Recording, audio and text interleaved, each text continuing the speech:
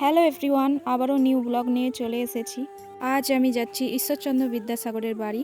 তোমাদের মধ্যে অনেকেই গিয়েছো বা যাওনি, ভিডিওটা লাস্ট অবধি দেখো, আশা করি তোমাদের খুবই ভালো লাগবে। প্রথমবার যাচ্ছি না, এরও আগে কয়েকবার গিয়েছি। খোড়ার বাস স্ট্যান্ড থেকে টোটোতে করে চলে যাব বীরসিংহ গ্রামে। পৌঁছেই সামনে যে গেটটা দেখতে পাচ্ছ, এর মধ্যে অনেক প্রাচীন কাজ করা রয়েছে, বিদ্যাসাগরের মূর্তি রয়েছে। এরই পাশে রয়েছে বিদ্যাসাগর মেমোরিয়াল হল। দুর্ভাগ্যবশত আমরা যেদিন গিয়েছিলাম লাইব্রেরি বন্ধ ছিল, তাই আমরা ভিতরে প্রবেশ করতে পারিনি। এইখানে দাঁড়িয়ে থেকে কাজ নেই, চলে যাব বিদ্যাসাগর মহাশয়ের জন্মভূমিতে। মহাশয়ের বাড়ি যেতে হলে সামনে এই বাইপাসের রাস্তা ধরেই যেতে হবে, বেশি দূর না, এই সামনেই, তাই আমরা দুজনে হাঁটতে হাঁটতেই চলে যাব। ছোট বাচ্চাদের নিয়ে আসলে এখানে অনেক কিছু দেখে শিখতে পারবে এবং জানতেও পারবে।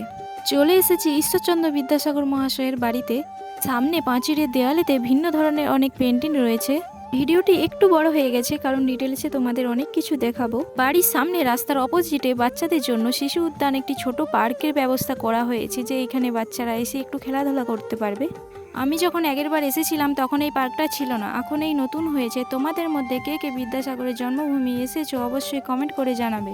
চলো তোমাদের এবার বিদ্যাসাগরের জন্মস্থানটা ডিটেলসে একটু ঘুরিয়ে দেখাই। ভেতরে প্রবেশ করেই জুতোটা খুলে রাখতে হবে, কারণ এখানে জুতো পরে প্রবেশ করা নিষিদ্ধ রয়েছে। তোমরা এখানে দেখতেই পাচ্ছ মেন গেটের সামনেই রয়েছে কুয়া, যেখান থেকে বিদ্যাসাগর মহাশয় জল তুলে খেতেন। এখন এই আশেপাশে কোথাও কুয়া দেখা যায় না। তো চলো তোমাদের একটু কুয়ার ভেতরটা দেখাবো, যে কতটা এখন অবধি গভীর রয়েছে এবং কতটা সুরক্ষিত রাখা হয়েছে। গাইস, কুয়ার ভেতরটা দেখো কতটা অন্ধকার এবং কতটা বেশি গভীর রয়েছে। আমরা যেদিন গিয়েছিলাম প্রচণ্ড পরিমাণ ভিড় হয়েছিল, তাই আমি একটু ওয়েট করছিলাম যে ভিড়টা হালকা হলে আমি ভিডিও নেব।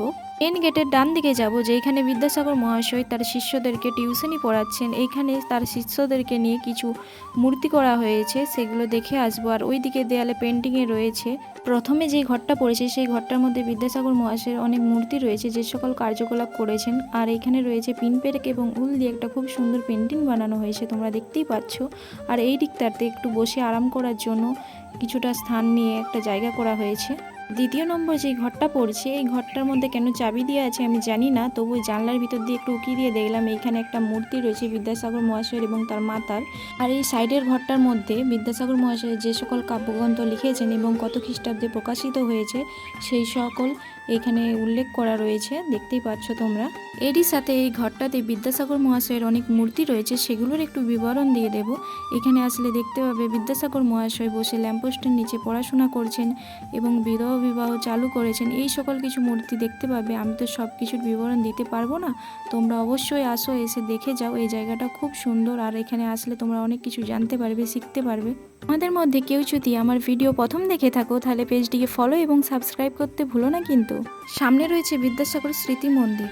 এইখানেতে প্রত্যেক বছর বিদ্যাসাগরের মেলা হয়, তোমরা কি কখনো এসেছো? আমি কিন্তু প্রায়ই আসি এই মেলাতে। এখানে কোনো সিকিউরিটি ব্যবস্থা নেই, যখন স্কুল থেকে কোনো স্টুডেন্টরা আসে তো এখানে নাম লিখে তবে ভেতরে প্রবেশ করতে পারে। চলো তোমাদেরকে একটু ভিতরটা প্রবেশ করে দেখাই। সামনে বিদ্যাসাগর মহাশয়ের মূর্তি রয়েছে, ওইখানে একটু প্রণাম করে নেব।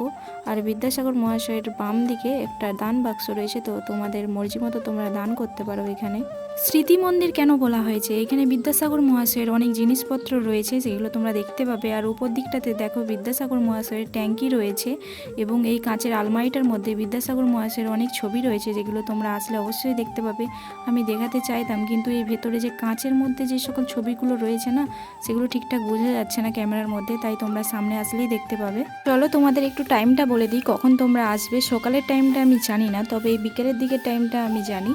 তোমরা অবশ্যই বিকেল 4টার মধ্যে আসবে, কারণ এই 4টা থেকে এখানে গেটগুলো খোলা হয়, আর সন্ধ্যে 6টার মধ্যে এখানে সমস্ত কিছু বন্ধ করে দেওয়া হয়। এই দিকটাতে দেখো অনেক পাথর রয়েছে, এই পাথরগুলোর মধ্যে ঐতিহাসিক কাজ করা রয়েছে, যেগুলো দেখতে খুব সুন্দর লাগছে। আর এই ম্যাপটা দেখে নাও, তোমাদের আসতে সুবিধা হবে।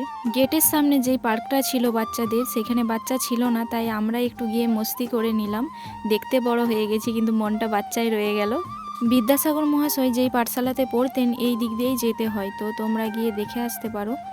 সামনে যে মিষ্টি দোকানটা দেখছো এটা অনেক পুরনো, 1700 খ্রিস্টাব্দের। আমরা তো মিষ্টি খেয়ে দেখলাম, খুবই সুন্দর, তোমরাও দেখতে পারো খেয়ে।